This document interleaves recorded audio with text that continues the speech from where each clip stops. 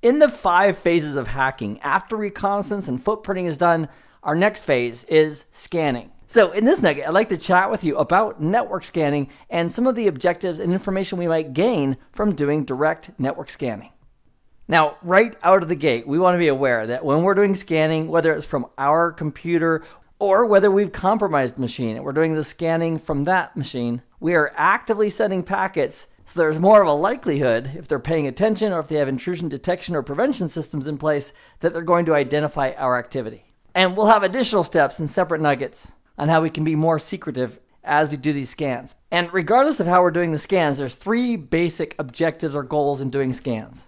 Number 1, we're scanning the network looking for live devices. Now those devices could be, for example, servers. Here we have a couple servers in the DMZ. There's an internal server. Here we have a Linux-based computer, a Windows-based computer here.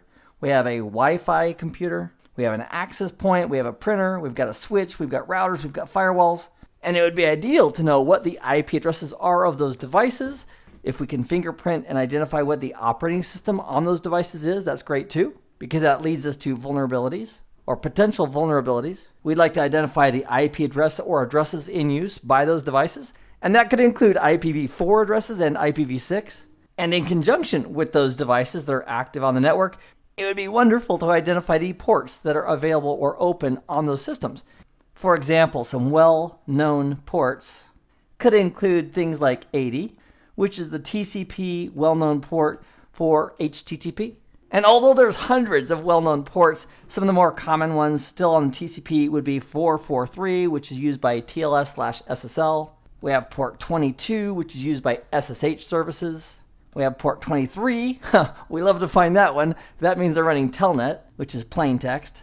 There's FTP. The controlled port is 21, and then depending on the flavor of FTP you're using, the data port could be 20. Again, that depends on the type and flavor of FTP that you're using. SMTP is port 25, and the list goes on. On the user datagram protocol, some of the UDP well-known ports would include 53 for DNS and 123, which is network time protocol. So for example, if we do a network scan and we identify that there's a machine, let's say this is 192.168.1, and this guy's at 254, and he has port 80 open as well as 443, it's a pretty good bet that that internal server is running web services because it's listening to and responding to our queries regarding those ports.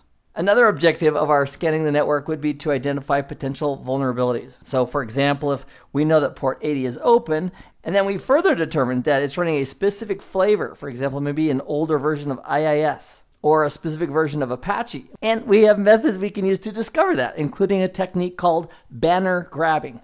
And through that process, if we discover that a specific machine is running a certain version of a web server that does have vulnerabilities, that absolutely could be a potential attack target that we're going to use to compromise the system. In this nugget, you and I have taken a look at the concept of network scanning and reasons why we would do it. Number 1, to identify live devices and potentially fingerprint the operating systems involved, whether they're printers, servers, or network devices such as switches and routers. We'd also want to identify the IP addresses and ranges of IP addresses in use. And with those live hosts identified, identify the ports and services that are running on those devices with the intention of identifying potential vulnerabilities on the operating systems and services that they're running on those hosts. Hey, thanks for joining me in this nugget. I hope this has been informative for you, and I'd like to thank you for viewing.